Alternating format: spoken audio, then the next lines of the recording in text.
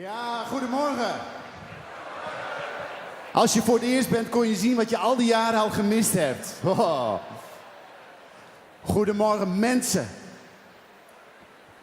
Wat was het gisteren een geweldige dag, of niet?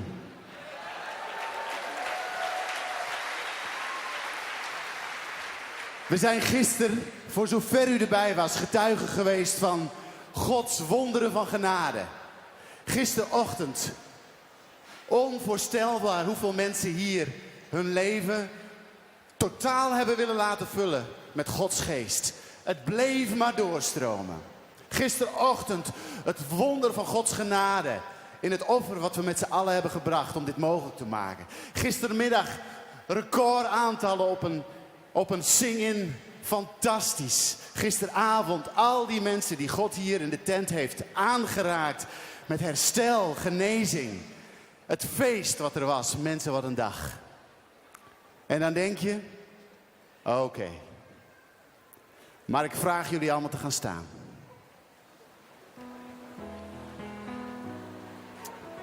Deze dag is compleet nieuw. Helemaal nieuw. En Gods gunstbewijzen zijn helemaal nieuw. We hoeven niet te teren op wat was. Maar we juichen om wat was. En zien uit naar wat komt. En verblijden ons in wie Hij nu is. Amen. We gaan dit lied 2 keer zingen. En dan na de tweede keer dat we het hebben gezongen, wil ik dat we enorm gaan. En wil ik, ik hoor mezelf zeggen wil ik.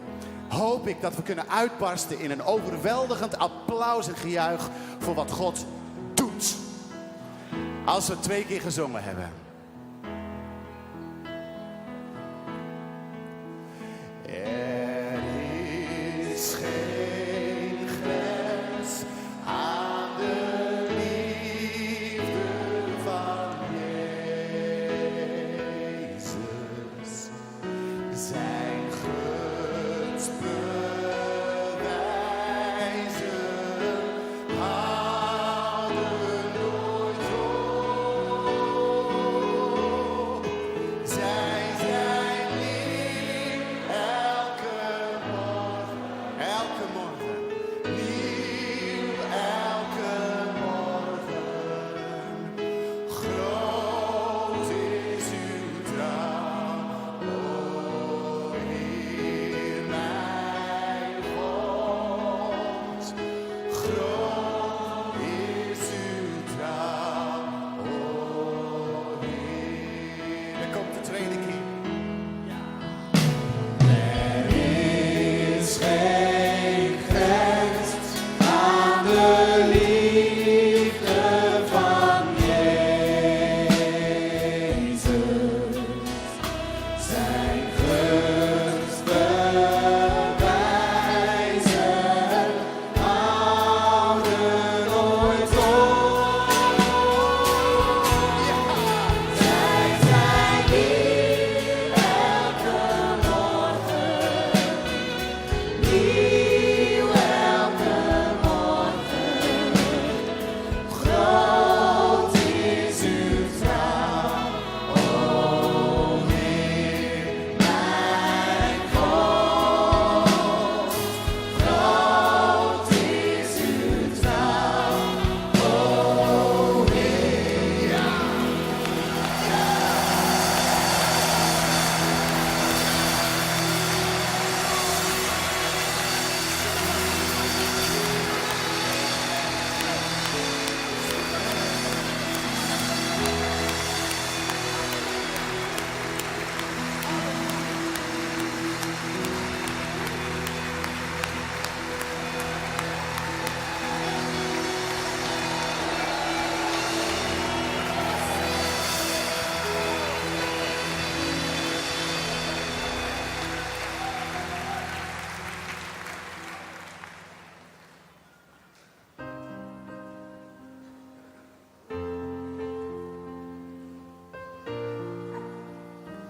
Psalm 108.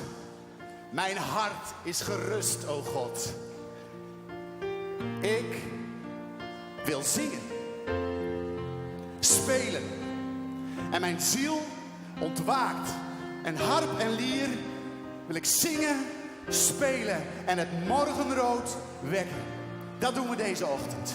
U, Heer, zal ik loven over de hele wereld. Over u zingen voor alle volken. Hemelhoog is uw liefde. Tot aan de wolken reikt uw trouw. Verhef u, Heer, boven de hemelen. En laat uw glorie de tent, mijn hart, het terrein, Nederland, de hele wereld vullen. Gaan we. Ik zal u loven in het midden van de volken. En ik zing psalmen voor u onder de natieën. Want uw liefde is groot.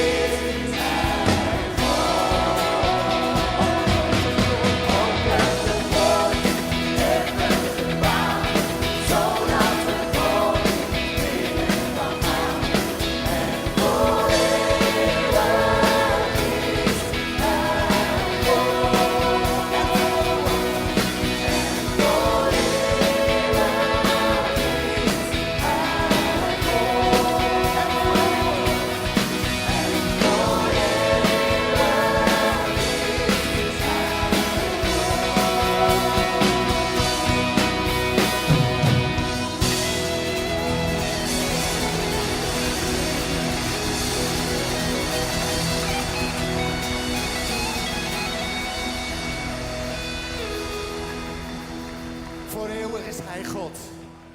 Oh, we gaan een nieuw lied zingen, maar ik denk dat het inmiddels al niet nieuw meer is. Ik weet, Hij leeft.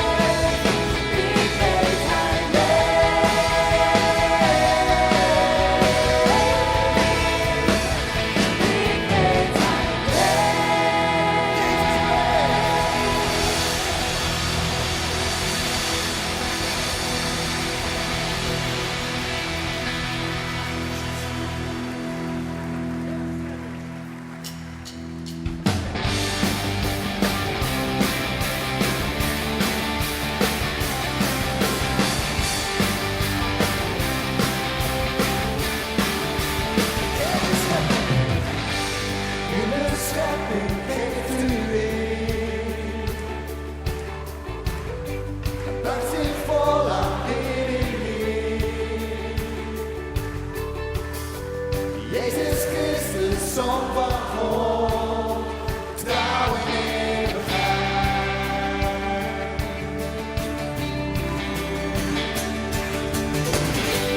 Heel de schepping zingt uw lof. U ontleent met onze God. Onze koning die regeert, is het voor altijd.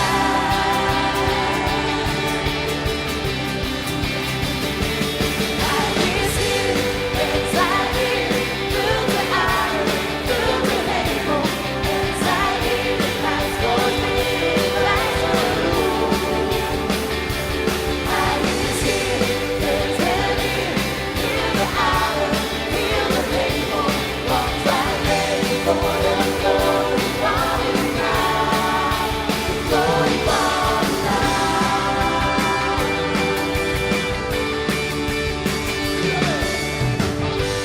U alleen hebt alle macht. Leer ons leven uit uw kracht. Laat uw vuur aan in ons hart. Dat iedereen het ziet en ieder hoort. Hij is hier, en zijn hier, vul de aarde, vul de hemel. En zijn heerlijkheid wordt wereldwijd geroemd. Hij is hier, en zijn hier, heel de aarde, heel de hemel. Want wij leven voor de glorie van uw naam, de glorie van uw naam.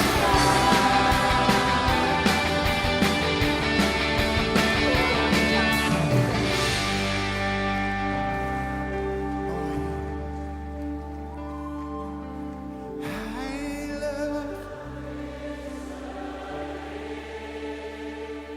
schepping, ja.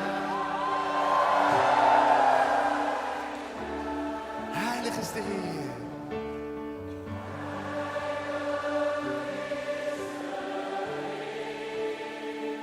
Schepping, schepping, ja. Heilig,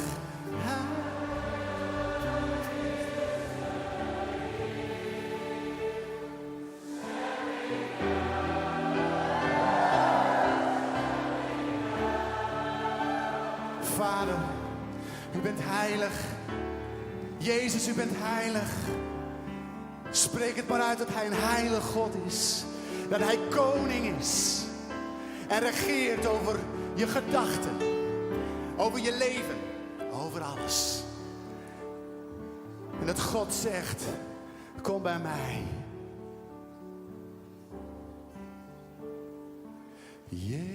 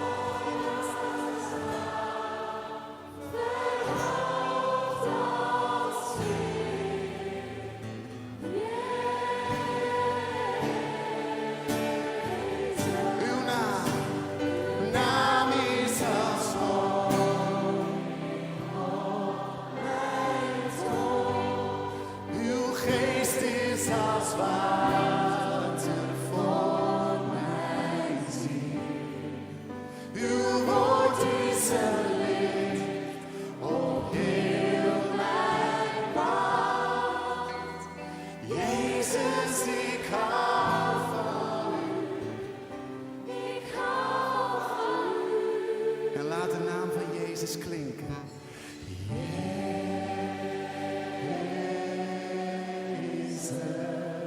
Oh Jezus.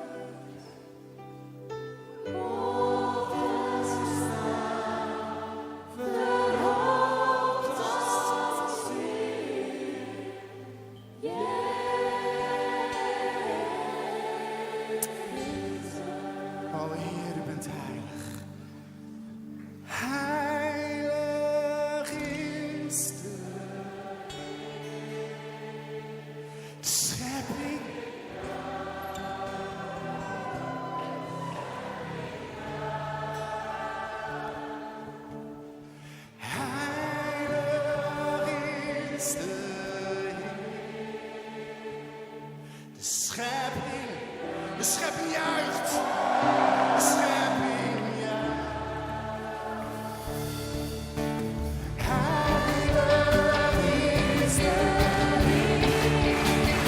De schepping juicht. De schepping juicht. Heilig is de Heer.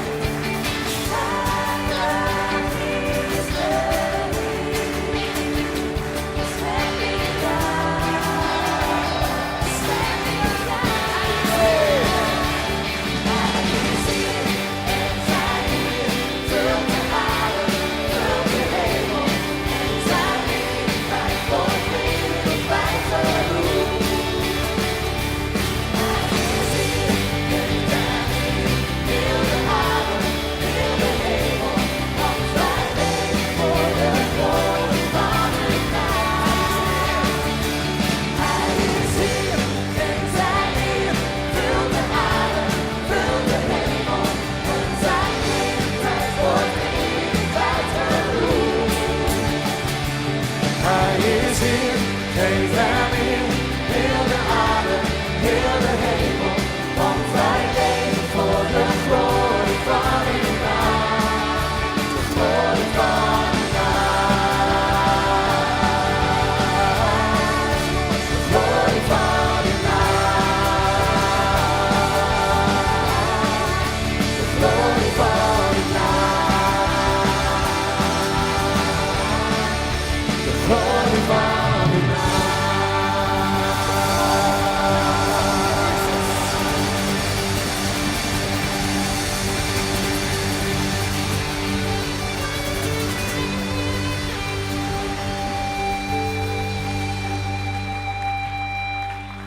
Blijft u staan, alstublieft. Ja, uitrusten kan altijd nog, hè. Er zijn hier medewerkers van ons op het trein, die zijn zo moe, die zijn in staat staande te slapen, dus... Lieve mensen, waarom laat ik jullie staan? In heel veel culturen is het gebruik, dat als het woord van God gelezen wordt, dat mensen gaan staan uit respect voor de koning van wie die woorden zijn gegeven. Ik heb het al wel eens eerder hier gedaan. Ik wil graag Psalm 150 met u lezen. Psalm 50 is de laatste psalm in een rijtje van 5, waarin de glorie van God bezongen wordt door de psalmist. En de laatste psalm, Psalm 50, komt tot een climax. En die climax is enorm mooi, vind ik. Ook symbolisch. Ik zal lezen. Halleluja. Looft God in zijn heiligdom. Looft hem in zijn machtig uitspansel. Dat hebben we gisteren gedaan in de zing-in. Looft hem om zijn machtige daden. Looft hem naar zijn geweldige grootheid. Looft hem met bazuingeschal en looft hem met de harp en de citer. Looft hem met tamboerijn en rijdans. Looft hem met snarenspel en fluit. Looft hem met klinkende cymbalen. Looft hem met schallende cymbalen. Alleen kun je eens laten horen wat een schallende cymbaal is.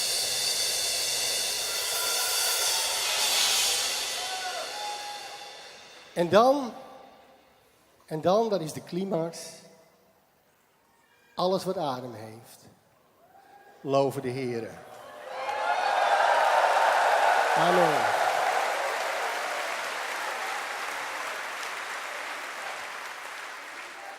We gaan een zegen vragen.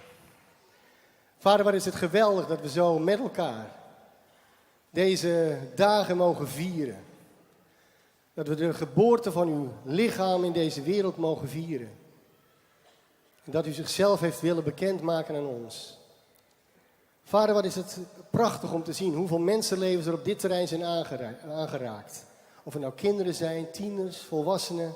In al die leeftijden heeft u mensen dicht naar u toegetrokken. Vader, en daar zijn we dankbaar voor. Daar willen we u ook groot voor maken. Ook deze ochtend in de lieder, in de samenzang. Vader, maar we willen ook van u leren deze ochtend. En ik dank u, Heer, dat u dat gaat doen. Ook door het prediking straks van David. Heer, laat het zijn, allemaal, ook ons zijn hier. Tot eer en glorie van uw wonderbare naam. Amen.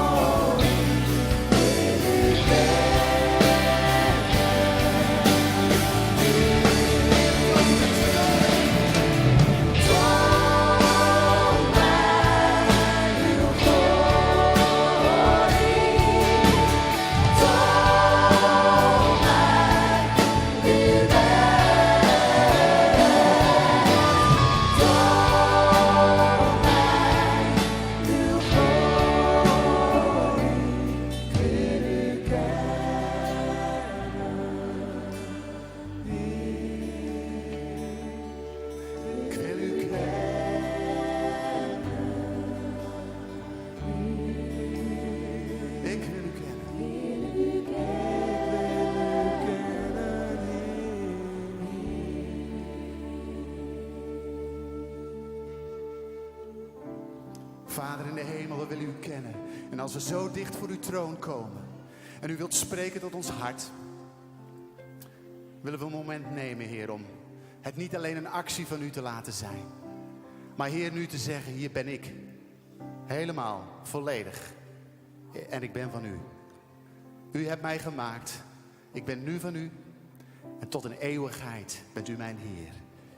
Ik geef mijzelf helemaal. Het is mij een geweldig voorrecht om een geweldige bijbelleraar uit Engeland aan u voor te stellen, David Pawson. Wie kent het boek Sleutels tot de Bijbel? Wie heeft het? Geweldig. Nou, dan heeft hij weinig introductie nodig. Het is een man die in mijn leven enorm belangrijk is geweest. En waarom?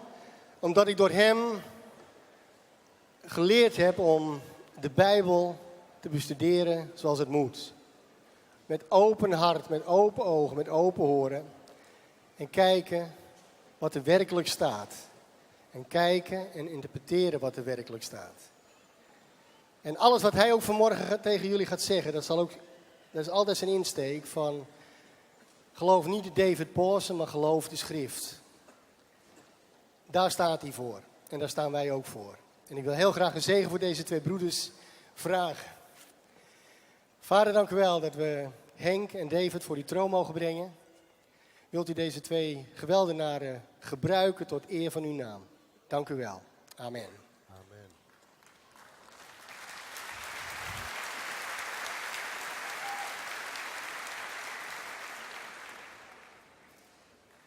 Many years ago, I asked the Lord if I could preach for him until I was 80 years of age. Heel wat jaren geleden heb ik aan de Heer gevraagd dat ik voor hem zou mogen spreken tot ik zo 80 jaar oud zou zijn. This year, he has answered my prayer. En vandaag, dit jaar, heeft hij mijn gebed beantwoord.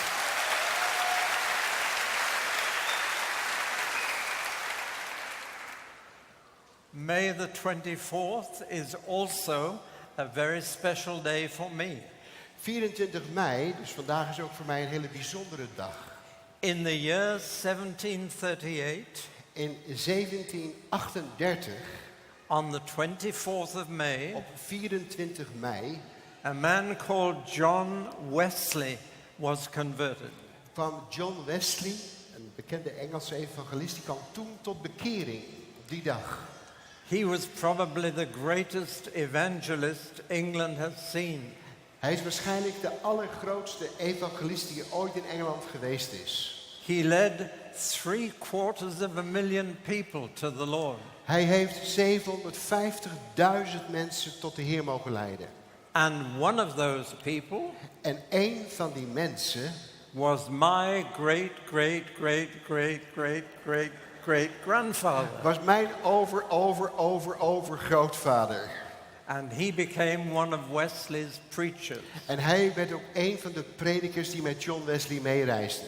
John Pawson was his name. John Pawson, dat was zijn naam. And my full name is John David Pawson. En mijn officiële naam is John David Pawson. Now, if this was the last sermon I would ever preach, Als dit vandaag de laatste prediking zou zijn die ik ooit zou mogen prediken, I'd want it to be about our Lord Jesus Christ. dan wilde ik dat het zou gaan over de Heer Jezus Christus. And my subject is the uniqueness of Christ. En mijn onderwerp van deze morgen is het unieke van Jezus Christus. And that is perhaps the most important conviction of Christians today. En dat is ik geloof, de allerbelangrijkste overtuiging die christenen vandaag kunnen hebben en moeten hebben. When I was a boy in the northeast of England, Toen ik als een kleine jongen woonde in het noordoosten van Engeland, I was only aware of one religion. was ik me alleen maar bewust van één godsdienst. And I guess back in 1930 the same applied to Holland. En als je teruggaat naar de jaren begin 1900 was dat ook voor Holland zo. It was only Christianity. Eigenlijk was er alleen maar het christendom. There were varieties of Christianity, Er waren natuurlijk verscheidenheden en verschillen in het christendom. Catholic, Protestant, katholiek en protestant, Baptist, Methodist, baptisten, methodisten. but we were a Christian country. Maar we waren een christelijk land. That was the dominant faith. Dat was het overheersende geloof. And in my lifetime there has been a complete change. Maar in mijn leven is er een complete verandering heeft er plaatsgevonden. I knew there were other religions, Ik wist van het bestaan van andere but they godsdiensten, were far away. maar die waren allemaal heel ver van ons verwijderd. I knew we sent missionaries to them En ik wist dat wij zendelingen uitzonden naar die landen. to persuade them to change their faith. Om hen te overtuigen van geloof te veranderen. I believed it was only a matter of time En ik geloofde dat het maar een korte tijd zou zijn. till the whole world became Christian. Dat de hele wereld christen zou worden. The songs we sang implied that. En de liederen die wij zongen, die brachten dat tot uiting. So Christianity would soon cover the world. Dat het christendom heel spoedig de hele wereld zou overheersen. That has changed. Maar dat is veranderd. Other religions have come to us now, Andere godsdiensten zijn naar ons toegekomen. and particularly Islam, En in het heel bijzonder de islam. which is now the second biggest faith in the world Het is nu het tweede grootste geloof in deze wereld. and the fastest growing religion. En het is de snelst groeiende religie. When I was a boy in England, there was one mosque, Toen ik een kleine jongen was in Engeland, was er 1 moskee. and that had been built by an eccentric Englishman. En die was nog gebouwd door een hele excentrieke Engelsman. Now they are opening 2 mosques a week. Nu worden er 2 moskeeën per week geopend. We have 120 Sharia courts of law. We hebben een heleboel wetten uit de sharia worden ook nu in onze wet toegepast. There is even a body calling itself the Muslim Parliament of Britain. En er is zelfs een lichaam dat noemt zich het moslimparlement van Engeland. But other religions too. En dat geldt ook voor andere godsdiensten. Sikhs, Buddhists, Hindus. Sikhs, de boeddhisten en de hindoes. They are all now in the same street. Ze zitten nu allemaal in dezelfde straat. And the politicians are very worried. En de politici maken zich daar heel veel zorgen over. Religion has such a bad history of bloodshed. Want in de religie is er zo'n verschrikkelijke traditie van het vergieten van bloed. That our national leaders fear that religions will begin to destroy each other. En onze nationale leiders vrezen dat deze religies elkaar zullen trachten te vernietigen. In the older days, people were willing to die for their faith. In de vroegere tijden waren de gelovigen bereid om voor hun geloof te sterven. But they have also been willing to kill for their faith. Maar ze zijn ook bereid geweest om anderen te doden vanwege hun geloof. Muslims killed Catholics. Moslims hebben de katholieken gedood. Catholics killed Muslims. En katholieken hebben de moslims gedood. In Northern Ireland, in my country, Protestants kill Catholics. In Noord-Ierland, in mijn land, hebben de katholieken de protestanten gedood. And Catholics kill Protestants. En protestanten de katholieken. We have had a lot of bloodshed in the name of religion. Er is heel wat bloedvergieten geweest in de naam van godsdienst. Europe has seen many wars, En in Europa zijn er heel wat oorlogen geweest which were religious wars. die in principe godsdienstoorlogen waren. And so there is an official pressure on us now Er is eigenlijk een officiële druk op ons to keep the different religions in harmony with one another. om de verschillende godsdiensten te proberen in harmonie met elkaar te houden. And there are people saying to us now, we want to bring the religions together. En er zijn mensen nu die zeggen tegen elkaar en tegen ons, we moeten al die godsdiensten samenbrengen In mutual respect and acceptance. in gemeenschappelijk respect en aanvaarding. Our recent Prime Minister, Tony Blair, Onze vorige premier Tony Blair, when he retired from political office, toen hij stopte met zijn politieke werkzaamheden, said, I want to devote the rest of my life to bringing the religions of the world together. hij zei, ik wil de rest van mijn leven eraan toewijden om de godsdiensten van de wereld samen te brengen. And he has established a foundation for faith. En hij heeft een stichting opgericht, een stichting voor geloof.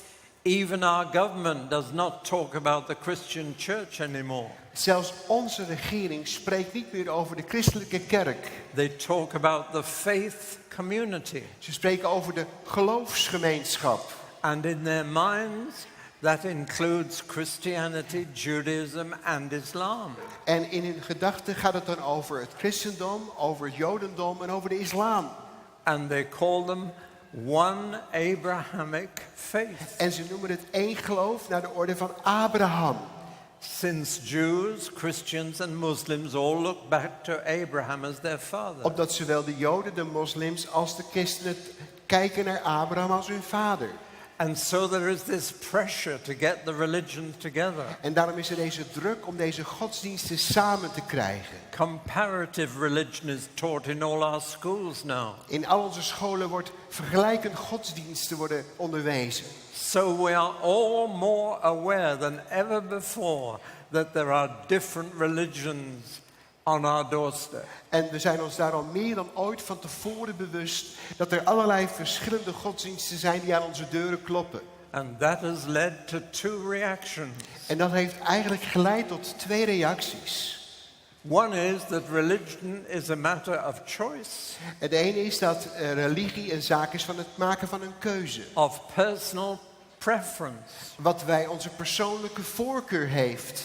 You shop around until you find a religion that suits you. En je winkelt een beetje rond tot je een godsdienst gevonden hebt die bij je past. That's one reaction. Dat is één reactie.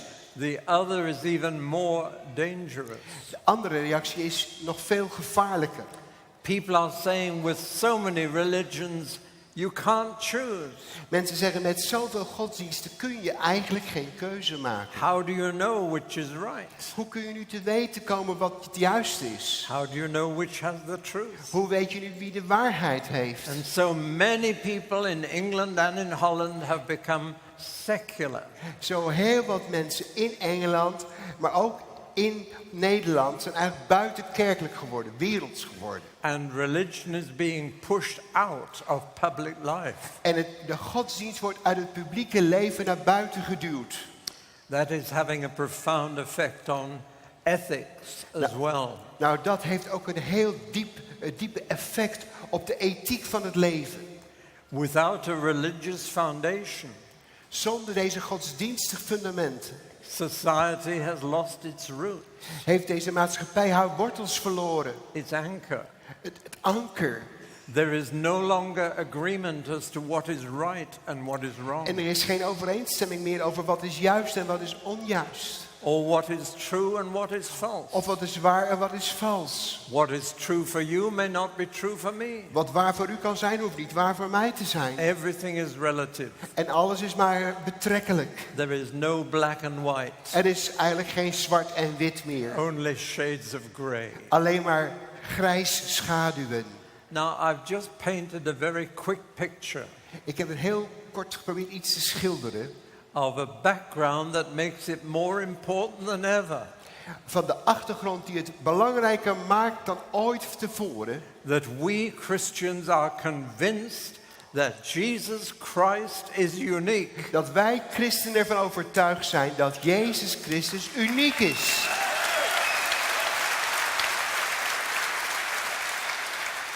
You cannot compare him with anyone else. Je kunt hem met niemand anders vergelijken. You cannot combine him with anyone else. En je kunt hem ook net niet met iemand anders combineren. The Christian faith will not mix with any other.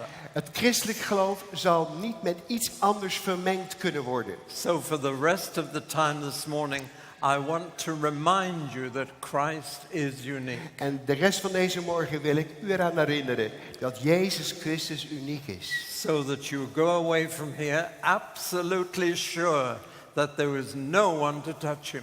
En dat als u van deze plaats gaat, dat u er absoluut zeker van bent dat niemand hem kan aanraken. To be unique means to be the only one of your kind. Uniek zijn betekent dat je de enige bent van dat soort. And that is Jesus. En dat is Jezus. We begin with his birth. We beginnen bij zijn geboorte. His birth was unique. Zijn geboorte was uniek. There has never been another birth like his. Er is nooit een geboorte als deze geweest. Now, did you think I was referring to the fact that he was born of a virgin? Nou dacht u natuurlijk gelijk dat ik verwees naar de maagdelijke geboorte. That is certainly true. Dat is absoluut waar. But there's much more about his birth than that makes it unique. Maar er is nog veel meer aangaande zijn geboorte dan dat alleen dat het uniek maakt. A professor of gynecology told me that there are other virgin births. Een professor vertelde mij dat er ook in deze wereld andere maagdelijke geboorten hebben plaatsgevonden. The scientific name for it is parthenogenesis. Dat is de wetenschappelijke naam voor dit.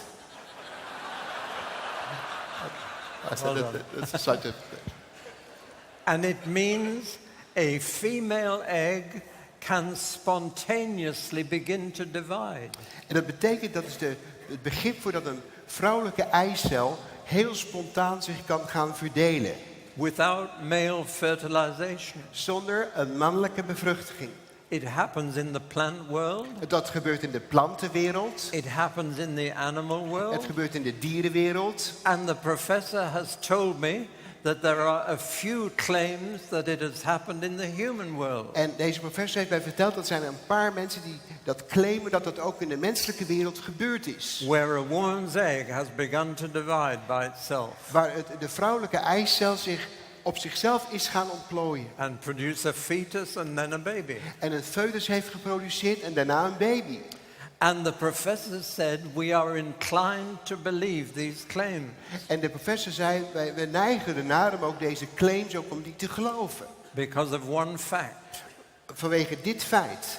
In every case the baby was a girl. In elk van die gevallen was de baby een meisje. And a woman cannot produce a boy. En een meisje kan geen jongen voortbrengen.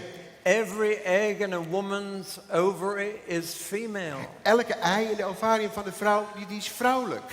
It is only when the male sperm fertilizes it that it has the capacity to become a little boy. Het is alleen maar wanneer het mannelijk sperma deze eicel bevrucht dat het in staat is om een man te produceren. So there may even have been other virgin births. Dus het is heel goed mogelijk dat er andere maagdelijke geboorten hebben plaatsgevonden. But never a boy. Maar nooit een jongetje.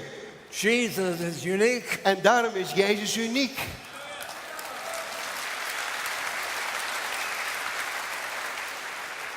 It required a divine miracle of creation in Mary's womb.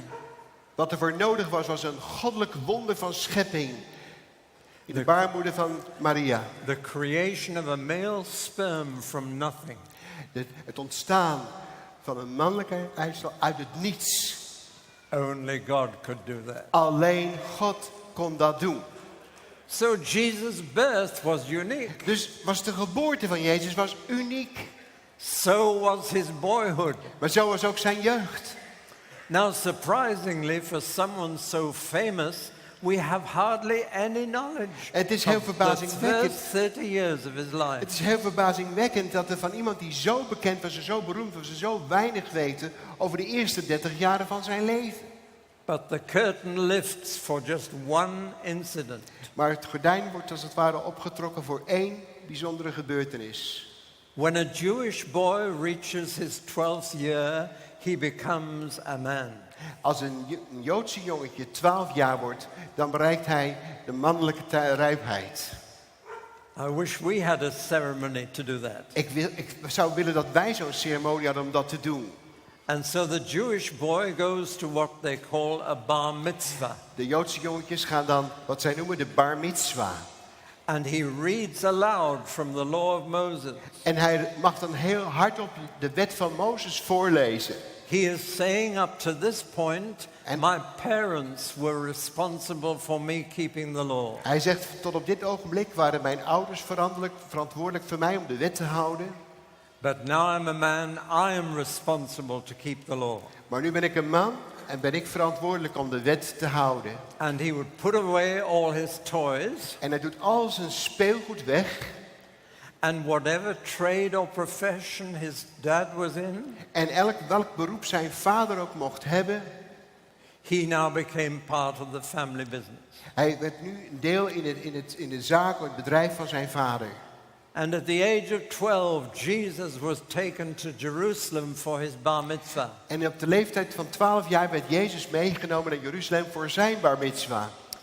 And of course they walked En natuurlijk, zij wandelden naar Jeruzalem. 15 miles a day.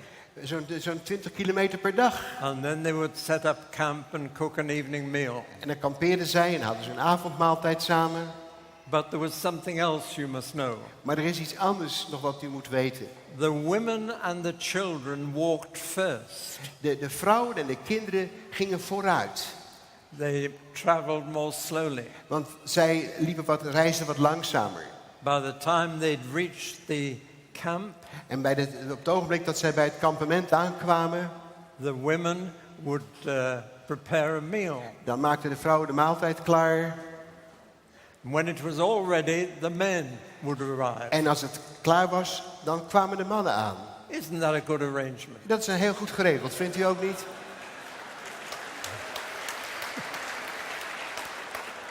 It was all the men who were clapping then. Ja, volgens mij klapten er alleen maar mannen nu. Now this explains why Joseph and Mary lost the boy Jesus. En dit maakt ook duidelijk waarom Jozef en Maria onderweg Jezus kwijtraakten. After the Jerusalem event, Nadat ze in Jeruzalem geweest waren, they walked the first 15 miles home hebben ze de eerste 20, 25 kilometer naar richting huis gelopen. separately. Apart van elkaar gescheiden. And when they got together at the end of the day, En toen ze aan het eind van de dag bij elkaar kwamen, Mary said, Joseph, where's Jesus? zei Maria, Jozef, waar is Jezus eigenlijk gebleven? And Joseph said, Mary is not my child, it's yours. En Jozef zei, het is niet mijn kind, het is jouw kind. I assumed he was walking with you. En ik was erin overtuigd dat hij bij jou wandelde. But a boy of 12 should have walked with his father. Maar een jongen van 12 moest eigenlijk bij zijn vader lopen.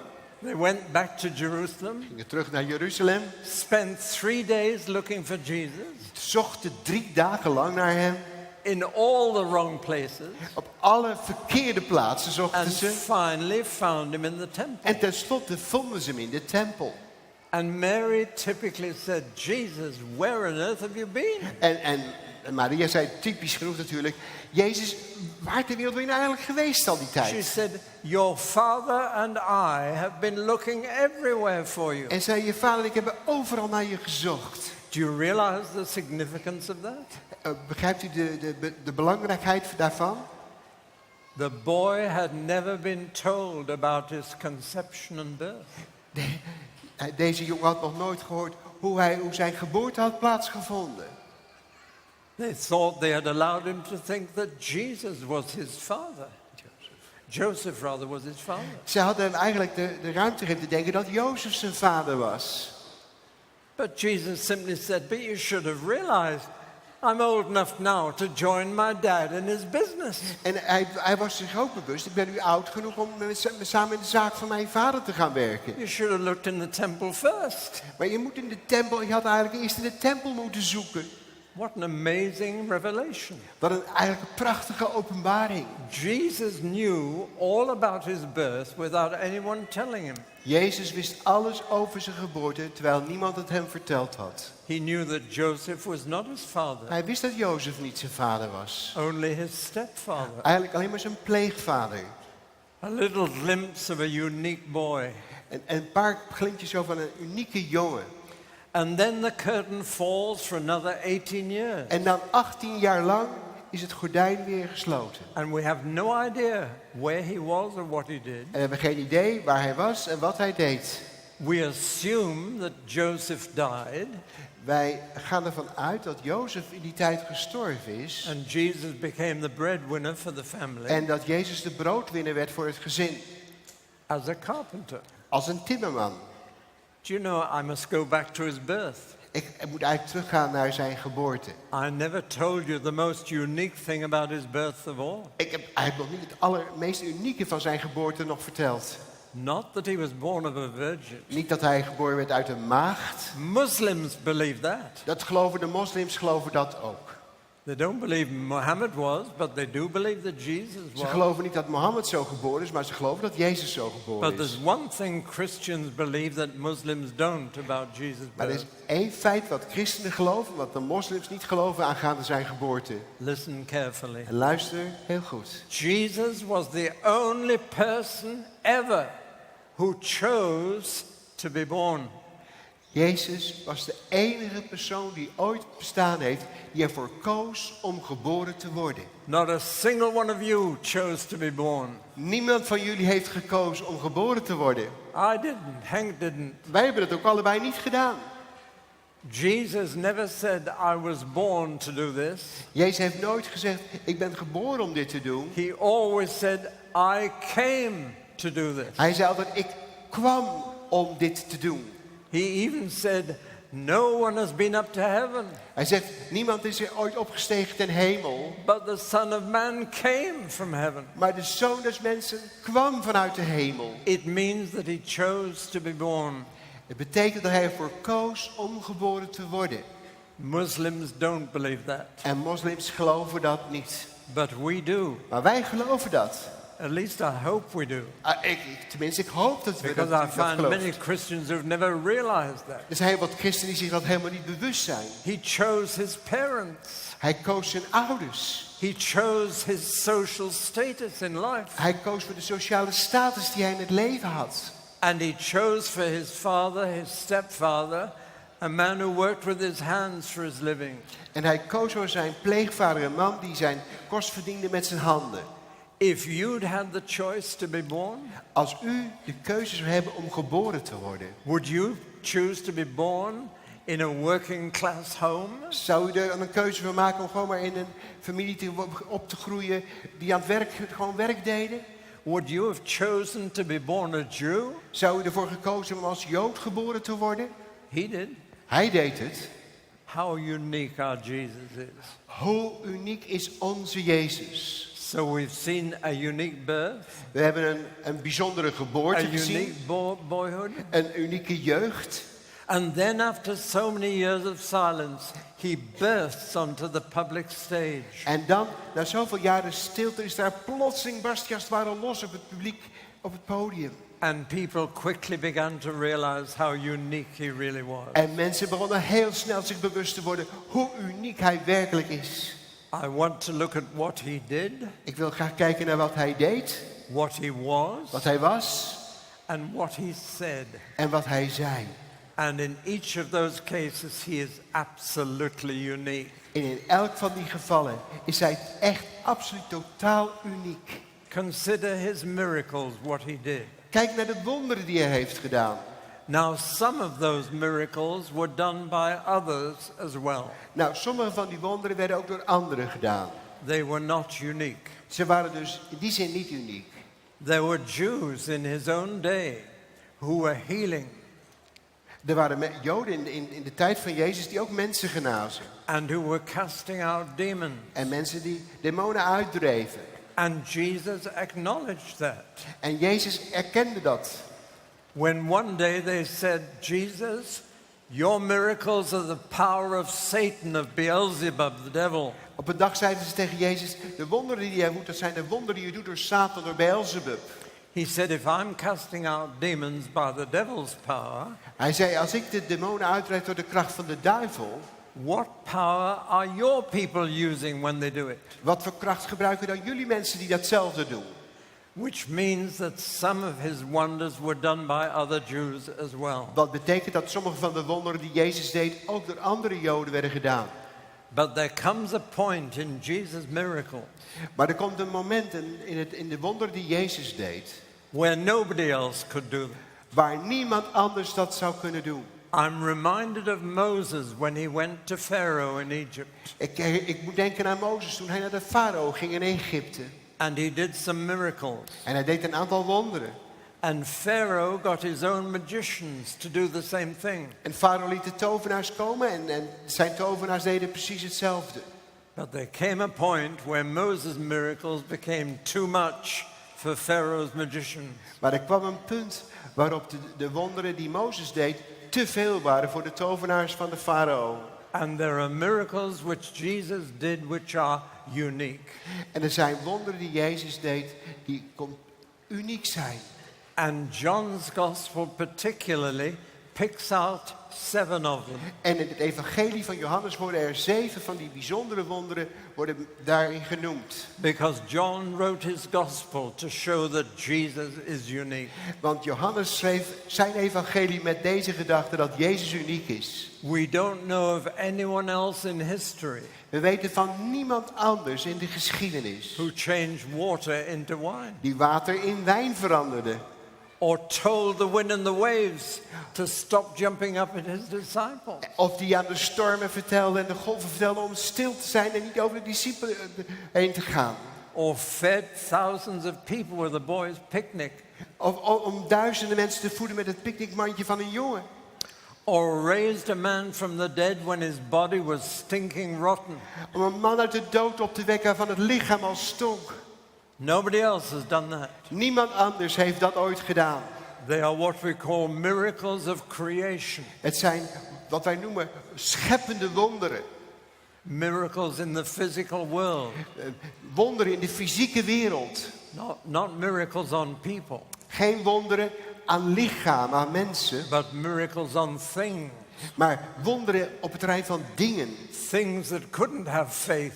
Dingen die zelf geen geloof konden hebben. So there are miracles of Jesus, which he did, which are absolutely unique to Jesus. Er zijn wonderen die Jezus heeft gedaan die echt absoluut uniek zijn voor Jezus. Move on to what he was. Laten we verder gaan naar te zien wie hij was. We have a proverb in English, I think you'll have it in Dutch too.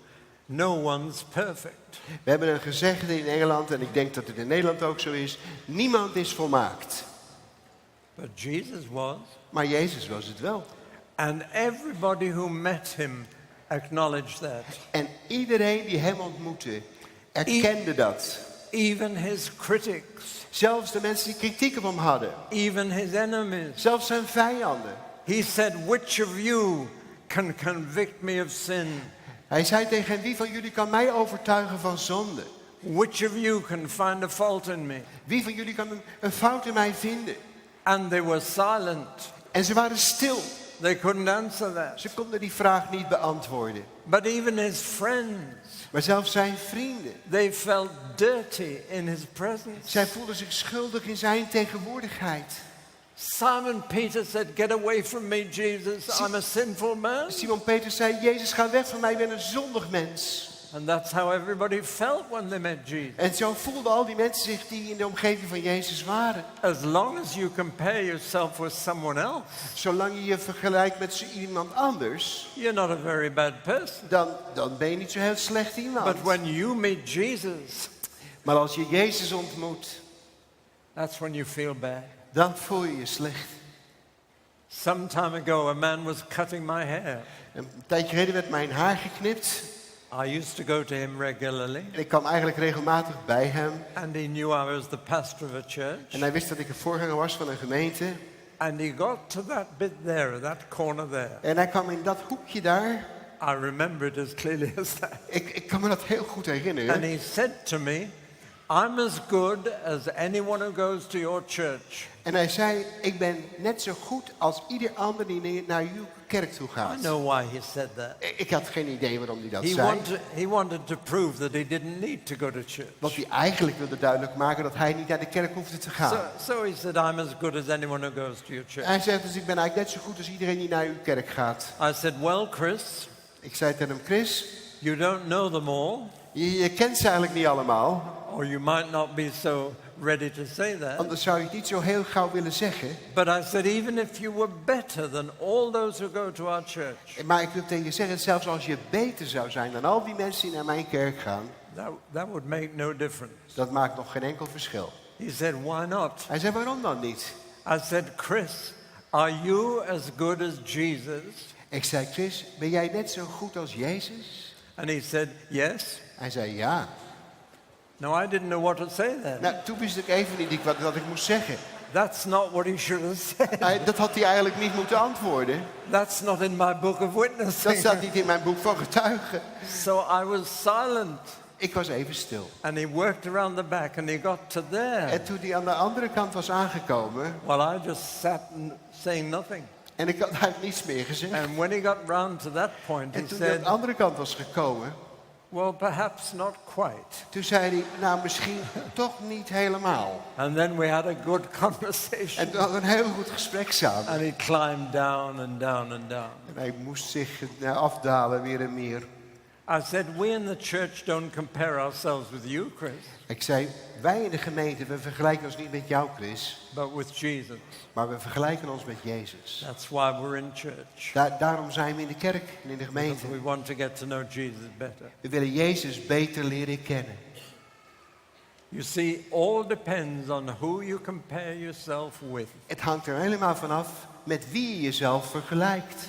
And if you study the life of Jesus, En als u het leven van Jezus bestudeert, you'll discover that you're a sinner. dan zul je ontdekken dat je een zondaar bent. Because he spelled out what a sinner is. Want hij heeft heel duidelijk gemaakt wat een zondaar is. And by comparison with him, En als je je vergelijkt met hem, did you ever realize that when God created you, heeft u zich ooit bewust gemaakt dat toen God u geschapen heeft, that's what you were meant to be? dat is eigenlijk zoals je bedoeld bent wie je moest Like zijn. Jesus. Zoals Jezus. I've often been asked, why did God create the human race? Er is heel vaak mij de vraag gesteld, waarom heeft God eigenlijk het menselijke ras I geschapen? said the answer is very simple. En ik zei, het antwoord is eigenlijk heel eenvoudig. He had one son Hij had één zoon who was such a joy to him die zo'n vreugde voor hem was, that he wanted a bigger family. dat hij een grotere familie wilde hebben. And that's why you're here. En daarom bent u allemaal hier. And Jesus is the person that you were meant to be like. En Jezus is de persoon die bedoelt dus dat u op hem lijkt. I'm going to tell you later, he's the only person who can do that for you. En ik zal u later ook vertellen dat hij ook de enige persoon is die dat voor u kan doen. But we'll come back to that. Maar daar kom ik op terug. The truth is that Jesus was admitted by everybody to be without any fault in his character. De waarheid is dat elke die met Jezus omging, die kon in hem geen fout in zijn karakter of zijn leven vinden. Even non-Christians admit that. Zelfs niet-christenen moesten dat toegeven. Like Gandhi, Mahatma Gandhi in India, Ook grotere leiders daarna, Gandhi in India and the Russian novelist Dostoevsky. en de Russische romanschrijver Dostojevski. They all admit that Jesus is the perfect example of humanity. Zij hebben allemaal toegegeven dat Jezus Christus het volmaakte voorbeeld is voor de mensheid. That makes him unique. En dat maakt hem uniek. He never had to pray the Lord's Prayer. Hij moest eigenlijk nooit het Onze Vader bidden. He never had to ask his father for forgiveness. Hij hoefde zijn vader nooit om vergeving te vragen. He taught us to, Hij heeft het ons geleerd, but he never did. maar hij heeft het nooit gedaan. He didn't need to. Hij hoefde het ook niet te doen. That is most extraordinary. En dat is heel buitengewoon. You will often hear a preacher confess his faults. Je hoort heel vaak dat een prediker zijn tekortkomen of zijn fouten bekent. He will preach holiness Hij predikt heiligheid. and then add quickly, and I'm not claiming to be holy yet, Ik wil overigens zeggen dat ik dat niet claim dat ik heilig ben al. but Jesus preached holiness Maar Jezus predikte heiligheid and was holy. en hij was heilig. Jesus preached righteousness Jezus predikte gerechtigheid and he was righteous. en hij was rechtvaardigheid en hij was There was rechtvaardig. no gap between his lips and his life. Er was geen kloof tussen zijn lippen en zijn leven. I've written my life story, Ik heb mijn levensverhaal geschreven. and I didn't do it out of egotism. En ik heb het niet gedaan om heel beroemd te worden. I did it because somebody else was going to write it, Ik heb het gedaan omdat iemand anders wilde dat eigenlijk gaan schrijven. and I didn't want anybody else writing about me. Maar ik wilde dat niemand anders over mij zou schrijven. So I wrote my life story. Dus ik heb een levensverhaal Then I geschreven. wondered, what shall I call it? En ik dacht, hoe zal ik dat nou gaan noemen, dat boek? And then I remembered that some years ago, En toen herinner ik mij dat een paar jaar geleden people began to spread ugly rumors about me. mensen over mij hele lelijke roddel begonnen te verspreiden. They were lies. Het waren echt complete None of them leugens. were true. En geen van die roddels waar. And it was painful. En dat was heel pijnlijk. It was painful for my wife. Het was heel pijnlijk voor mijn vrouw. But worse still, I began to get letters cancelling preaching engagement. En ik kreeg brieven waarin mijn afspraken om te gaan spreken afgezegd werden. They never told me why. Ze zeiden niet waarom ik niet werd uitgenodigd. They just said arrangements have fallen through. En ze zeiden onze afspraken gaan niet door. But I knew why. Maar ik wist waarom. They'd heard these lies. Ze hadden deze leugens gehoord. So I went to the Lord about it. Ik ging naar de Heer en ik wilde dat met de Heer bespreken. I said, Lord, they're telling lies. Ik zei, Heer, ze spreken leugens And over mij. it's closing doors for your word. En er worden deuren gesloten voor uw woord. And the Lord spoke to me as clearly as I'm speaking to you now. En de Heer sprak zo duidelijk zoals ik vandaag tot u spreek. Do you know what he said? En dit is wat hij zei. David, the worst they can say about you is not as bad as the truth. En hij zei, David, het slechtste wat je over je kunnen zeggen is niet zo slecht als de waarheid. And I burst out laughing En eerst moest ik daarom lachen, with relief maar ik werd ook bevrijd. that my critics didn't know the truth. Maar mijn critici wisten de waarheid niet. And then he said, En toen zei de Heer dit, David, I know the worst. David, ik weet het allerslechtste. And I still love you and use you. En ik gebruik je en ik hou van je. So that's cured me of being upset by criticism. En dat heeft me ook echt vrijgemaakt door van deze kritiek te komen. I just thank God they don't know the whole truth. Ik ben God dankbaar dat ze niet de hele waarheid weten. And I thought if ever I write my life story, En ik dacht, als ik ooit mijn levensverhaal ga schrijven, I've got the perfect title. ik heb de volmaakte titel klaar. Not as bad as the truth. Niet zo slecht als de waarheid. And I hope it'll never be translated into Dutch. En ik hoop dat het nooit in het Nederlands vertaald zal worden. Well, we don't know. No promise. Never know. But Jesus would never talk like that. Maar Jezus zou zo nooit spreken. He knew there was nothing wrong with him. Hij wist dat er niets verkeerds met hem was. That's the second unique thing. En dat is het tweede unieke aangaande Jezus. All other founders of religion had their faults. Alle andere stichters van godsdiensten hadden hun fouten. And we know them. En we kennen ze. But nobody's ever been able to criticize Jesus. Maar nooit is iemand in staat geweest om die kritiek op Jezus te hebben. He's unique in what he did. Hij is uniek in wat hij deed. He's unique in what he was. Hij was uniek in wat hij But was. supremely, he was unique in what he said. Maar hij was buitengewoon uniek in wat hij zei. I'm not just talking about the very high moral standard he taught, Ik wil niet alleen spreken over de hele zeer hoge morale standaard die hij onderwees. which was far stricter than Moses' law. Het was eigenlijk ging veel verder dan de wet van Mozes. Moses said, "You shall not kill." Mozes zei, je zult niet doden. Jesus said, "You don't even wish anybody dead." En Jezus zei, je denkt er zelfs niet over dat je iemand dood zou willen hebben. Moses said, "You don't commit adultery." Mozes zei, je moet geen overspel plegen. Jesus said, "You don't even think about it." En Jezus zei, je moet er zelfs niet over denken dat je het zou doen. He had the highest moral standards of any teacher ever. Hij had de hoogste morele standaard van welke onderwijzer die ooit geleefd heeft. But that's not what was unique about his teaching. Maar dat was niet wat het unieke was over zijn onderwijs. What is totally unique Wat volslagen uniek is in what he said in wat hij zei, was what he said about himself. is wat hij zei over zichzelf. No religious leader ever talked so much about himself as Jesus did. Geen enkele religieuze leider heeft zoveel over zichzelf gesproken als dat Jezus dat deed. No other religious leader has ever begun so many sentences with I. Geen enkele religieuze leider heeft zoveel zinnen begonnen met de uitspraak ik. Underline the word I in Jesus' teaching. It's always there. Als je in het onderwijs van Jezus leest en je onderstreept het woordje ik, dan zul je het steeds weer terugkomen. You have heard it said, but I say unto you. Je hebt horen zeggen, maar ik zeg tegen jullie. Ik. And the things he said about himself, En de dingen die hij over zichzelf zei, no other religious leader has ever said. heeft geen enkele andere godsdienstige leider over zichzelf ooit He gezegd. said, I will decide the eternal destiny of every man, woman and child. Hij zegt, ik zal de eeuwige bestemming van elke man en vrouw en elk kind zal ik bestemmen.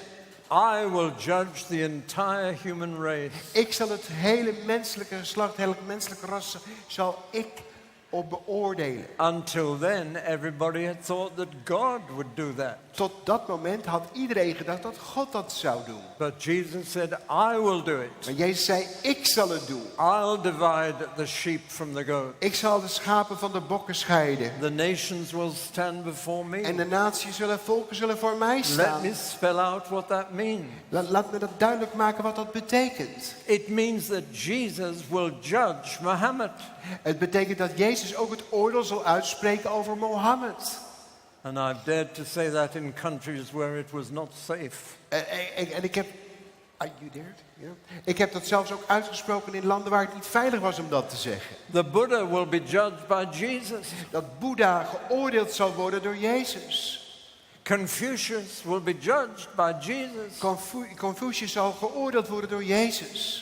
And you will be judged by Jesus. En u zult ook geoordeeld worden door Jezus. Whether you spend eternity in heaven or hell, hell will be his decision. Waar je de eeuwigheid zal doorbrengen, in de hemel of de hel, is zijn beslissing. No, Muhammad never talked like that. Mohammed heeft nooit zo gesproken. Nobody's ever talked like that. Niemand heeft ooit zo gesproken. Who does he think he is? Wie denkt hij wel dat hij is? He claimed that God was his dad. Hij claimde dat God zijn vader was. Nobody ever applied that word to God before. Niemand heeft dat woord ooit van toepassing gebracht op God dan hij dat deed. Nobody dared to. Niemand durfde dat. Now in English, the first word a little baby is taught to say is dada, Het eerste wat een Engels babytje leert zeggen is papa. which in English becomes daddy or dad. En dat wordt dan papa in het Engels ook. What's the Dutch equivalent? Papa. Baba. That's much nearer Hebrew. Dat is eigenlijk dichter bij het Hebreeuws. The proud Jewish father would lean over the cot or the pram and say, Abba, Abba. En de trotse Joodse vader keek in de wieg en zei dan, Abba, Abba. And finally the little baby, to get rid of this monster, would say, Abba. En dan uiteindelijk zei dat babytje om van dat monster kwijt te raken, die antwoordde met Abba.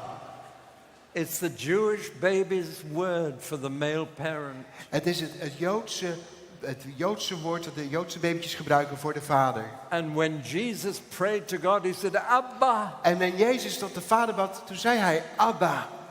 And he taught his disciples to use the same word. En hij onderwees zijn discipelen om datzelfde woord te gebruiken. That was shocking to the Jews. En dat was voor de Joodse mensen heel chockerend. To call God Baba. Om God papa te noemen. The great God who made the whole universe. De grote God die het hele universum gemaakt had. He claimed a unique relationship with God. Hij claimde een unieke relatie met God. He never said our Father. Hij heeft nooit gezegd onze Vader. Except when he taught others to pray. Alleen maar toen hij ons leerde om het zo te bidden. He always said my Father and your Father. Hij zei altijd mijn Vader en uw Vader. He was the only natural son of God. Hij was de enige natuurlijke zoon van God. We are all adopted. En wij zijn allemaal geadopteerd, we zijn aangenomen. And then he made a series of statements about himself. En toen heeft hij een hele rij van verklaringen uitgesproken over zichzelf. I am the bread of heaven. Ik ben het brood des hemels. I am the good shepherd. Ik ben de goede herder. I am the door of the sheep. Ik ben de deur voor de schaapskooi. I am the true vine. Ik ben de ware wijnstok. I am the resurrection Ik ben and de the life. opstanding en het leven. And above all, I am the way, En boven alles, ik ben de weg, the truth, de waarheid the life. en het leven. Christian,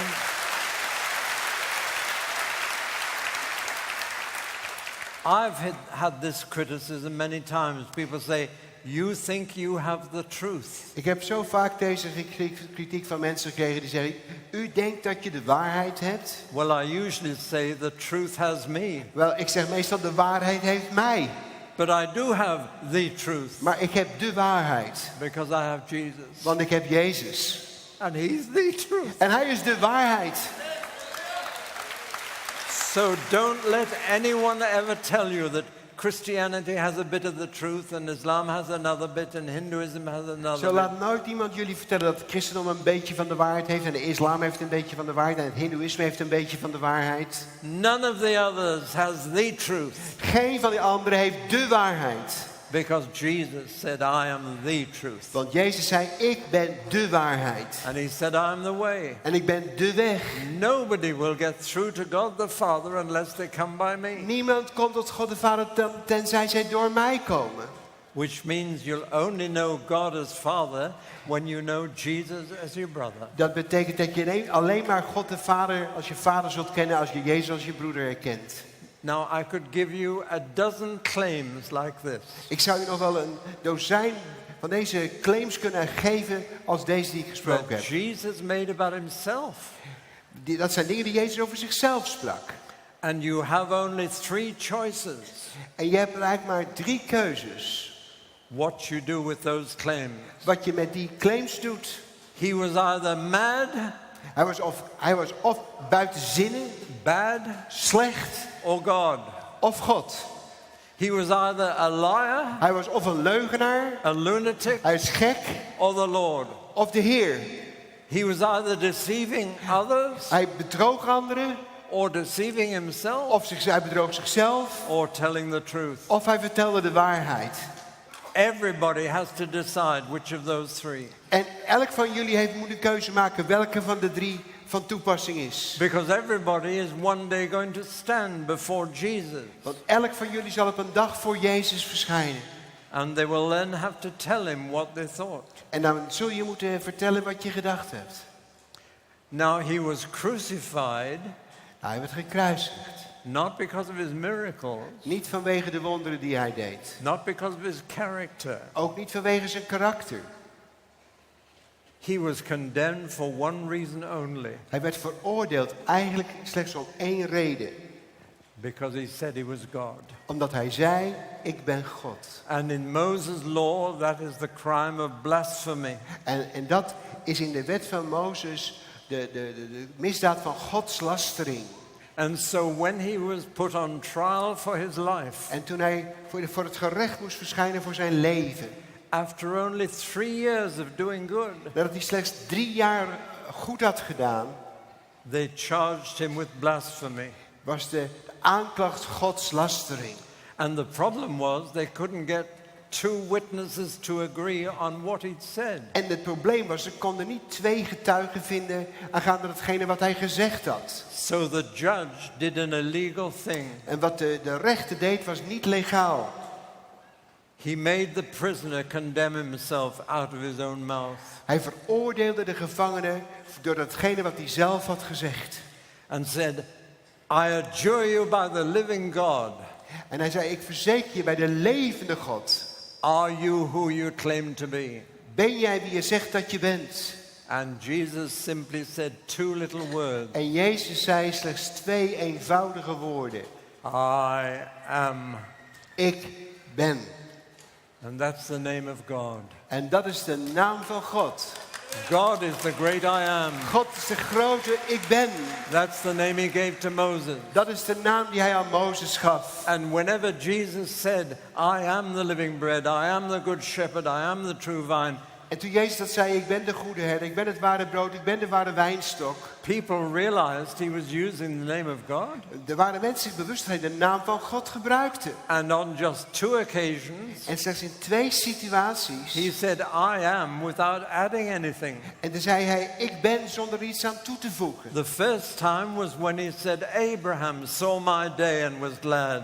En het eerste was dat zei dat toen hij sprak over Abraham heeft deze dag gezien komen, was daar verheugd over. over. And his critics said, you're not 50 years old. En How ze- do you know Abraham? En de critici zeiden, hoe weet je dat nou? Je bent nog geen 15 jaar oud, hoe ken je Abraham dan? And Jesus said, before Abraham was, I am. En Jezus zei, voordat Abraham er was, ben ik.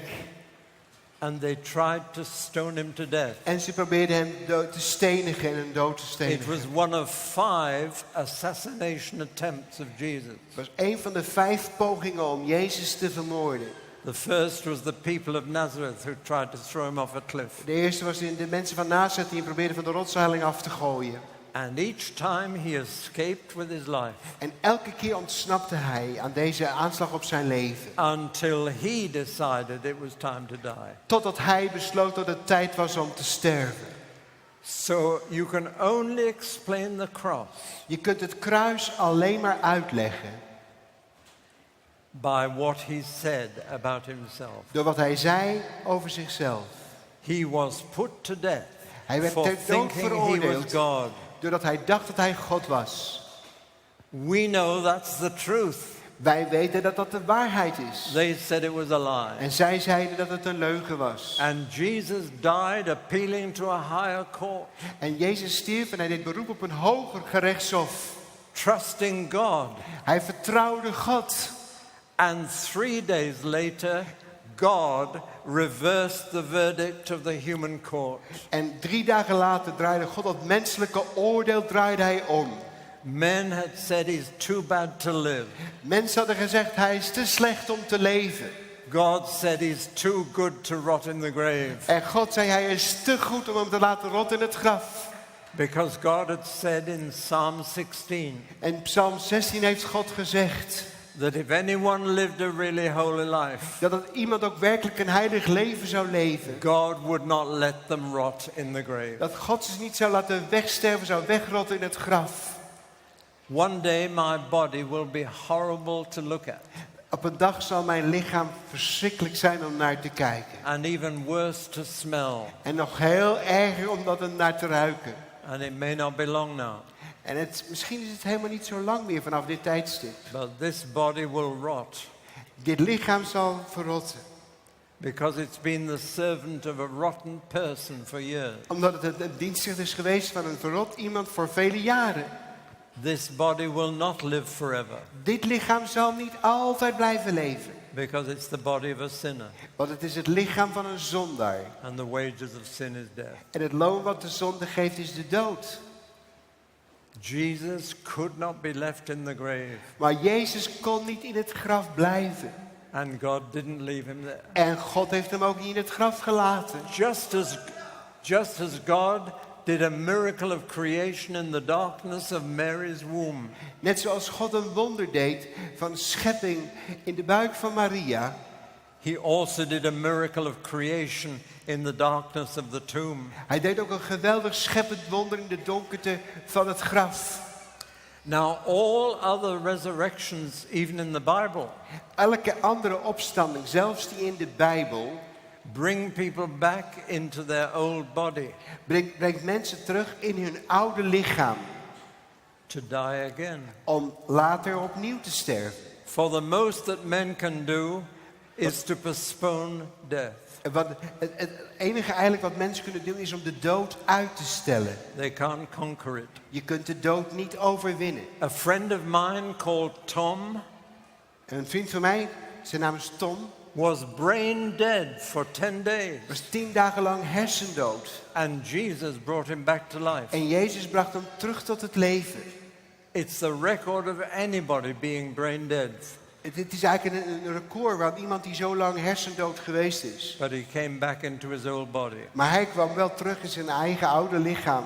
Jesus' old body disappeared into nothing. Jezus' oude lichaam verdween in het niets. And God gave him a brand new body, En God gaf hem een totaal nieuw lichaam. an immortal body, Een onsterfelijk lichaam. which he still has 2000 years later, Wat hij nog steeds heeft 2000 jaar later. and which one day you will see. En op een dag zullen jullie dat met elkaar zien. Such an amazing resurrection Zo'n geweldige opstanding. with a new immortal body. Met een nieuw onsterfelijk lichaam has never happened to anyone else thus far. is tot op deze dag tot nooit in iemand anders leven gebeurd. He is the first and so far the only person to get a new body that will last forever. Hij is de eerste en ook de enige tot op deze dag die zo'n lichaam gekregen wat nooit meer zou sterven. And he's promised that one day I will get the same. En hij heeft beloofd dat op een dag ik dat ook zal krijgen.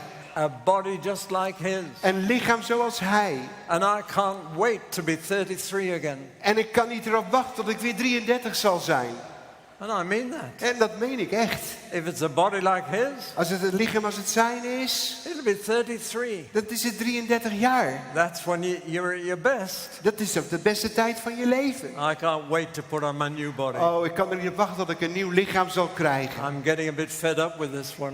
Van deze word ik toch wel een beetje zat, dit lichaam. They say elderly people can do with less sleep, Ze zeggen dat oudere mensen minder slaap nodig hebben. particularly at night. Ze hebben heel bijzonder 's avonds. Think that through. Denk daar maar eens over na. We make up for it in the day. Je mee? We make up for it during the day. Ja, we worden dus overdag wakker van. Yes, your body begins to let you down. Ja, je lichaam gaat je absoluut in de steek laten. You wonder whether your mind or your body will go first. En je vraagt eerst of je lichaam of je geest zal gaan. But something's going to go Maar er gaat in ieder geval iets gaat er. and be too much for the body to survive. En het zal te veel zijn voor het lichaam, voor je lichaam om dat te overleven. But to have a body that will never grow old, Maar een lichaam te hebben wat nooit oud zal worden. never get tired, Dat nooit moe zal worden. never be diseased, Dat nooit geen ziekte zal kennen.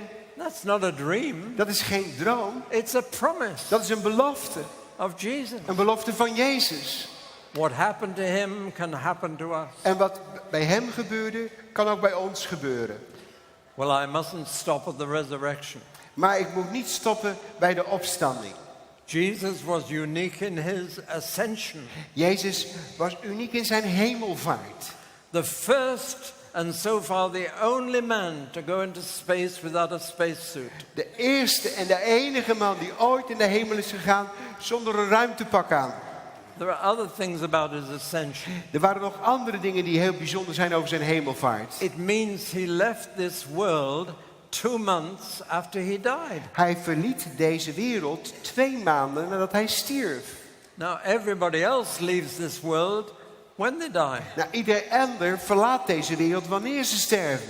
Jesus waited 2 months before he went. En Jezus wachtte 2 maanden voordat hij ging. Another unique thing. Een ander uniek feit. When Jesus left this world, he took his body with him. Toen Jezus deze wereld verliet, nam hij zijn lichaam met zich mee. Everybody else leaves their body behind. Iedereen ander laat zijn lichaam achter. Jesus ascended to heaven. En Jezus steeg op naar de hemel. And he left promising to come back. En hij verliet en hij beloofde dat hij terug zou komen. And since everything else he said came true, En zoals al het andere wat hij zei waar is geworden, I have no difficulty believing that the Lord Jesus will come back to planet heb ik Earth. geen enkel probleem om te geloven dat Jezus zal terugkomen deze planeet.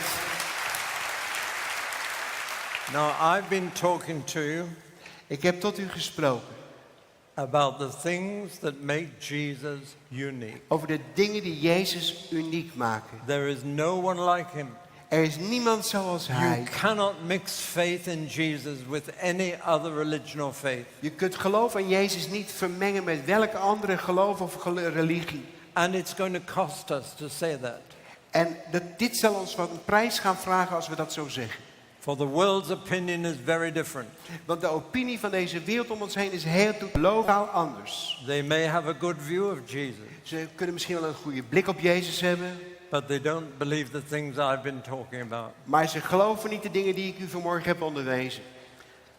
I've been saying that Jesus himself is unique. Ik heb gezegd dat Jezus zelf uniek is. And because he is unique, En omdat hij uniek is, he is the only one who can do things for you that are unique.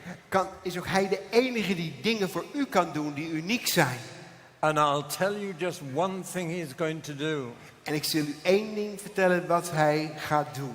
that nobody else could do for you. dat niemand anders voor u kan doen. I think I'll approach it by telling you about my wife. Ik zal het zo benaderen door iets te vertellen over mijn vrouw. She has a very strong faith. Ze heeft een heel krachtig geloof. Before she was baptized in the Spirit, she used to have doubts. Voordat zij in de Heilige Geest gedoopt werd, had zij vrij veel twijfel. And I had to help her through those questions. En ik moest haar door al die vragen moest ik haar heen helpen. After she was filled with the Holy Spirit, she became rock solid in her faith. Nadat ze vervuld werd met de Heilige Geest, stond zij als een rots vast op haar geloof. But there's still one thing that she has doubts about. Maar er was één ding waar ze nog steeds over twijfelde. It's when I tell her that one day her husband will be perfect. Als ik tegen haar zeg dat op één dag haar echtgenoot volmaakt zal zijn, dat betwijfelt ze. Do you know what she said? Weet u wat ze zegt? She said, if I based my faith on experience, Als ik I could never believe it. Als ik mijn geloof op ervaring zou moeten baseren, zou ik het nooit kunnen geloven. But she said, I'll try and base my faith on the Word of God. Maar zei ze, ik zal mijn geloof blijven vestigen op het woord van God. But I told her, I have to believe that one day my wife will be perfect. Maar ik zei tegen haar dat ik geloof dat op een dag mijn vrouw volmaakt zal zijn. Mind you, I think that's easier for me than it is for her. Maar ik denk dat het makkelijker voor mij is om te zeggen dan zij voor mij.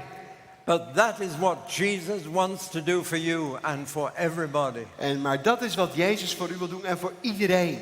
He just doesn't want to forgive you. Hij wil je niet alleen maar vergeven. He wants to make you fit for a new world. Hij wil je klaarmaken voor een nieuwe wereld. That you will not spoil Die jullie niet zullen bederven. with your sin or your selfishness. Met je zonde of je zelfzuchtigheid. When you came to Christ, Toen u tot Christus kwam, your salvation only began. dus je verlossing is toen begonnen. And he is able to complete what he's begun in you. En hij is in staat om te volmaken wat hij in jullie begonnen is. And to make you fit to live in a perfect world. En om je klaar te maken om te leven in een volmaakte wereld. Which he's going to make one day. Die hij op een dag zal gaan maken. And nobody will get in there unless they're perfect. En niemand zal daar binnenkomen tenzij ze volmaakt zijn. Otherwise they'll spoil it and corrupt it and pollute it. Want anders zullen ze het daar beschadigen en vervuilen. Even if you are a Christian, you're not fit for that world yet. Zelfs als je christen bent, dan ben je eigenlijk nog niet klaar daarvoor. Unless you feel you're perfect. Tenzij je volmaakt voelt. I'm not saved yet, Ik ben nog niet gered, but I'm going to be. maar ik zal uitgered worden. I'm on the way of salvation. Ik ben op de weg der verlossing. And one day, if I go on trusting Jesus, he will complete the job. En als ik doorga in Jezus erin te vertrouwen, dan zal hij het werk in mij afmaken. And I shall be perfectly restored in the image of God. En ik ben helemaal volmaakt en hersteld naar het beeld van God. I shall be exactly like Jesus himself. En ik zal zijn zoals Jezus zelf is. And that's what he can do for you. En dat is wat hij ook voor u kan doen. Which is unique. En dat is uniek. The world will say no one's perfect. De wereld zal zeggen niemand is volmaakt. And they're really saying no one ever will be. En ze zullen ook eigenlijk zeggen niemand zal het ooit zijn. No one can be. Niemand kan het zijn. But if we go on believing in Jesus, he will complete what he's begun. Maar als wij in Jezus blijven geloven, dan zal hij afmaken, volmaken wat hij begonnen is. Until you are the person that God meant you to be when he made you. Totdat u de persoon bent die God bedoelde dat u zou zijn toen hij u gemaakt heeft. The person you long to be in your best moment. De persoon die u verlangt te zijn in de goede momenten. The person you know you ought to be. De persoon waarvan u weet dat u zou moeten zijn. And the gospel is you can be that person. En het evangelieboodschap is, u kunt die persoon zijn. Because we have a unique Savior and Lord. Want we hebben een unieke heiland en Heer. Who can do that unique job in you. En die dat unieke werk in uw leven kan doen. Lord Jesus, you are unique. Heer Jezus, u bent uniek. We praise you. En we prijzen uw naam.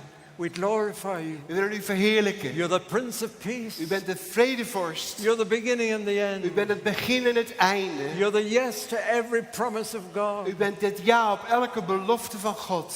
You're all that we ever dreamed of.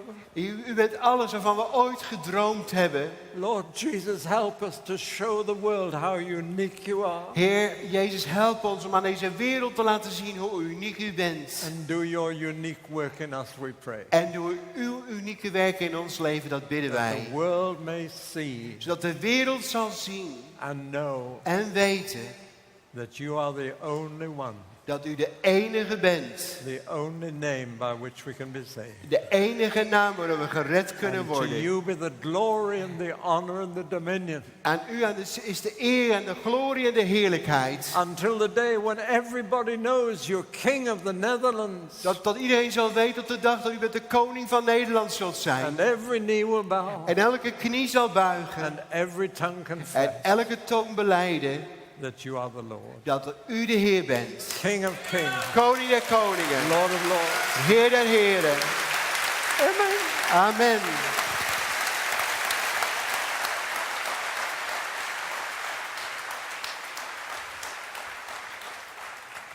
Het zou fijn zijn als jullie even konden gaan staan.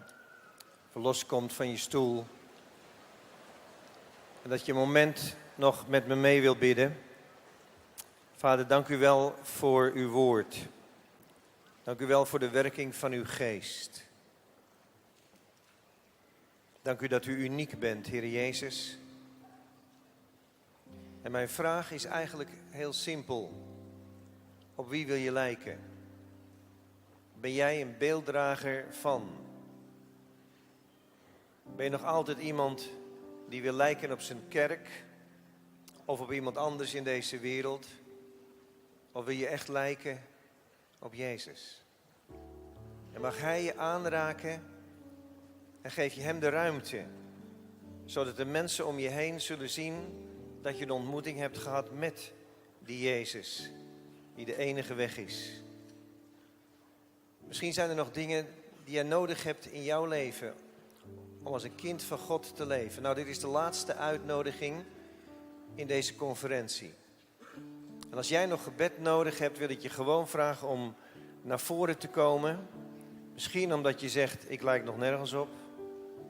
Ik lijk nog niet op Jezus. Misschien omdat je zegt, er zijn nog dingen in mijn leven die ik moet opruimen. Misschien omdat er nog andere dingen zijn. Ik wil je uitnodigen om te komen naar voren. Je mag nu komen. Wat het ook is. Dit is mijn laatste uitnodiging in deze conferentie. En daarom wil ik het heel breed trekken. Wat je probleem ook mogen zijn. Ik wil je vragen om alsnog te komen, dan kunnen we voor je bidden. Dan nemen we nog tijd om te vertrouwen dat de Heer dingen in jouw leven nog wil veranderen. Dingen in jou wil aanraken. Ook als het nog gaat om persoonlijke dingen. Als het gaat om problemen in je gezin, andere zaken. Dit is mijn laatste uitnodiging en daarom wil ik het breed opzetten vanmorgen. Als je gebed nodig hebt, kom hier naartoe. Dan gaan we samen bidden. Ik wil ook de nazorgers vragen om mee te komen. We willen nog tijd nemen om voor je te bidden. Het gaat om Jezus. Dat is heel duidelijk geworden. Er is geen andere weg tot God dan door Jezus. Ook heel duidelijk geworden. En jij en ik mogen die weg gaan. Maar daarvoor hebben we Gods kracht nodig, Gods aanwezigheid. Daarvoor hebben we de aanwezigheid van de Heer Jezus nodig in ons leven.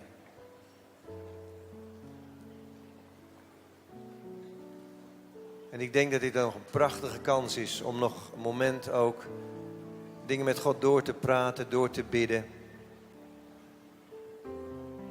En te zeggen, Heer, ik wil een ontmoeting hebben met u zelf. Eigenlijk zou je ook kunnen zeggen, ik wil Jezus zien. Ik wil Jezus zien zoals hij werkelijk is. Kom erbij, kom hier voor staan, kom maar hier naartoe. Ik nodig je uit om gewoon hier, ja kom maar hoor, kom maar hier naartoe.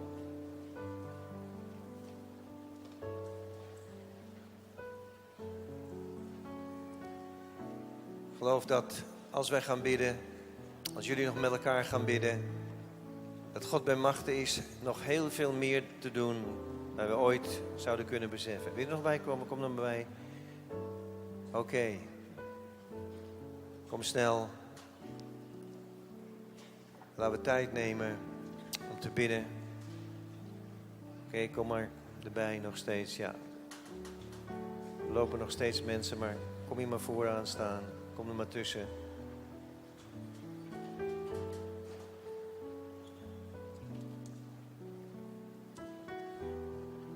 Van alle kanten komen nog mensen aan.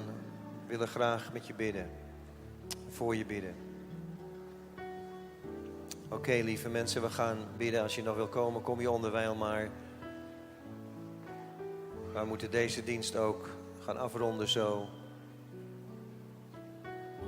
Dank u, Vader, dat u ons aan hebt geraakt met de liefde die u bent. Dank u dat we hebben mogen zien hoe uniek u bent, Heer Jezus. Hoe bijzonder. U bent de enige die dat heeft gedaan. Niemand anders heeft dat ooit geëvenaard. U bent werkelijk uniek. En het is een voorrecht om u te volgen. Met u te wandelen. Met u te leven. Met u door het leven te gaan. Heer Jezus, u bent de doper met geest en met vuur. U heeft alles volbracht aan het kruis van Golgotha. En we bidden ook zo dat u ons vanmorgen wilt aanraken. Vandaag wilt aanraken in datgene wat we nog nodig hebben. Kom binnen nu in onze situaties. Raak ons aan en laat het een vervolg hebben als we doorbidden met elkaar tot eer van uw naam. Ik wil je uitnodigen om mee te gaan met de nazorgers en dat met hen te delen wat je nog op je hart hebt. Opdat God ook in jouw leven nog prachtige nieuwe dingen kan gaan doen. Je mag die kant op gaan, maar mee met de nazorgers. En laten we tijd nemen nog even om met jullie te bidden. Als je nog mee wilt gaan met de mensen hier, ga lustig mee. We willen nog tijd nemen om te bidden. De Heer is goed.